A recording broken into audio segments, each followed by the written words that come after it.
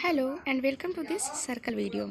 आइए हम लोग देखते हैं एक्सरसाइज 10.1 का सॉल्यूशन। यहाँ पर देखिए फर्स्ट क्वेश्चन में क्या लिखा हुआ है, how many tangents can a circle have.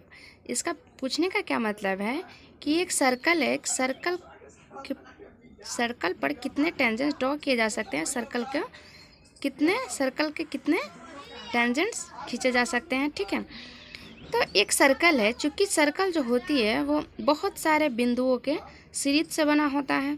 तो क्या एक सर्कल में ये फाइंड करना पॉसिबल है क्या कि कितने सारे इसमें पॉइंट्स हैं? नो, इसलिए इसका क्या हो जाएगा, इनफाइनाइट। ठीक है गाइज, हम लोग एक सर्कल में इनफाइनाइट टेंजेंट्स ड्रॉ कर सकते हैं।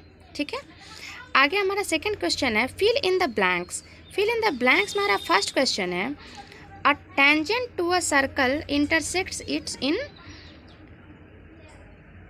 points. Okay, a tangent to a circle, एक टेंजेंट है जो कि सर्कल पर ड्रॉ किया गया है। मान लीजिए ये मेरा सर्कल की टेंजेंट PQ है, ये पॉइंट A पर इंटरसेक्ट करता है। ठीक है, तो ये कितने पॉइंट पर इंटरसेक्ट कर रहा है?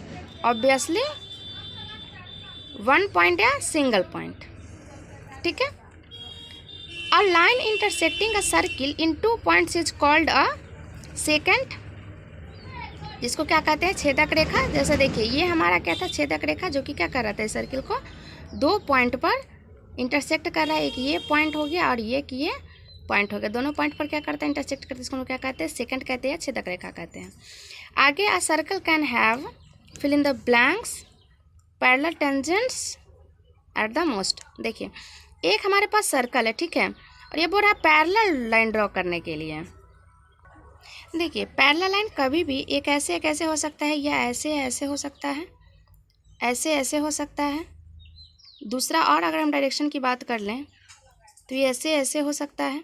कभी भी जब हम पैरेलल लाइन ड्रॉ करेंगे सर्कल पर तो मैक्सिमम 2 ही ड्रॉ कर सकते हैं। ठीक है, आगे है the common point of a tangent और to a circle and the circle is called. देखिए जैसे ये क्या कह रहा है, कॉमन पॉइंट ये है, यहाँ पर टेंजेंट हमने ड्रॉ किया, तो इस टेंजेंट और ये सर्किल, ठीक है, दोनों के लिए कॉमन पॉइंट क्या है, ये वाला है। तो ये जो मेरा कॉमन पॉइंट है इसको हम लोग क्या कहते हैं, तो इसको हम लोग कहते हैं पॉइंट ऑफ कॉन्टेक्ट। क्या कहते हैं, पॉइंट ऑफ कॉन्टेक्ट। ठीक है, जिसको हिंदी में क्या कहते हैं, स्पर्श बिंदु। ठीक है गाइस, कहने का मतलब है कि वृत्त के परिधि पर जब हम एक स्पर्श रेखा को ड्रॉ करते हैं तो वह पॉइंट जो कि वृत्त पर भी मिलती है, वृत्त को भी टच करती है, और वह पॉइंट जो कि टेंजेंट को भी टच करती है, तो इसको हम लोग क्या कहते हैं, स्पर्श बिंदु। स्पर्श रेखा और वृत्त के परिधि दोनों में का कॉमन पॉइंट को हम लोग क्या कहते हैं, स्पर्श बिंदु कहते हैं।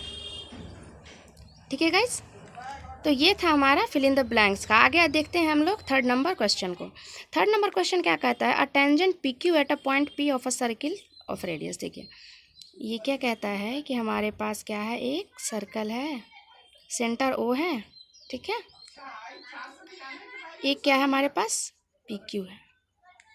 कहता है कि PQ at a point P of the on the circle, जो P है वो सर्कल पर है, तो Q हमारा इधर होगा।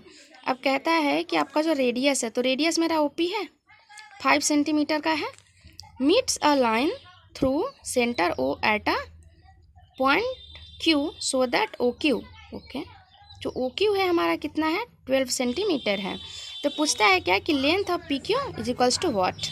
ठीक है, देखिए वो जो थ्योरम था हमारा, थ्योरम में हमने क्या देखा कि कभी भी कोई भी टेंजेंट जो होता है सर्कल को, वो रेडियस के साथ कितना एंगल बनाता है, 90 डिग्री। क्यों 90 डिग्री बनाता है, क्योंकि वो उस पर परपेंडिकुलर होता है। ठीक है ना, ये जो टेंजेंट है वो रेडियस पर परपेंडिकुलर है, इसका मतलब क्या है कि इसका जो एंगल है वो 90 डिग्री है। तो जैसे ही हमारे पास राइट एंगल ट्रायंगल का केस आ जाता है, राइट एंगल ट्रायंगल का केस आ जाता है, मीन्स हम लोग यहाँ पर क्या लगा सकते हैं, पाइथागोरस थ्योरम लगा सकते हैं, पाइथागोरस प्रमेय लगा सकते हैं। ठीक है, पाइथागोरस थ्योरम क्या कहता है कि जो मेरा कर्ण का स्क्वायर होता है वो लंब का स्क्वायर और आधार के स्क्वायर के बराबर होता है। ठीक है गाइस, इंग्लिश में बोलो तो क्या बोलते हैं, हाइपोटेनस का स्क्वायर जो होता है वो परपेंडिकुलर का स्क्वायर और बेस के आधार के योगफल के उसके समेशन के बराबर होता है। ठीक है, चलिए इसमें देखिए, जो 90 डिग्री के सामने जो भुजा होती है वो सबसे लंबी होती है, वही हमारी हाइपोटेनस होती है, वही कर्ण होती है। ठीक है, तो यहाँ पर क्या हो जाएगा, O Q square is equals to O P square plus P Q square हो जाएगी। तो ओ क्यू स्क्वायर का वैल्यू कितना है, 12 सेंटीमीटर है। O P square is given as 5 centimetre ना। पी क्यू स्क्वायर को तो फाइंड ही करना है, तो पी क्यू स्क्वायर को ऐसे छोड़ देते हैं। अब ये क्या हो जाएगा, 12 का 144, 5 का स्क्वायर कितना हो जाएगा 25 प्लस पी क्यू स्क्वायर, तो ये कितना हो जाएगा आपका 144 minus 25 is equals to P Q square.